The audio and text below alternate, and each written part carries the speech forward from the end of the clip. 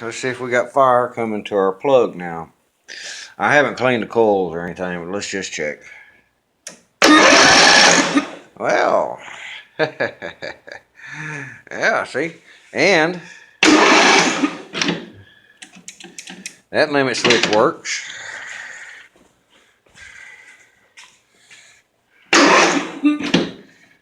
That limit switch works. I bet the seat button works too. Yeah. Fellas, I can make this thing run in about 30 minutes. I can put the exhaust back on, put the carb on, put the tank on, throw some gas in this bad boy, and I have it running. Enjoy. Peace. 99 shot bought and all that other good shit.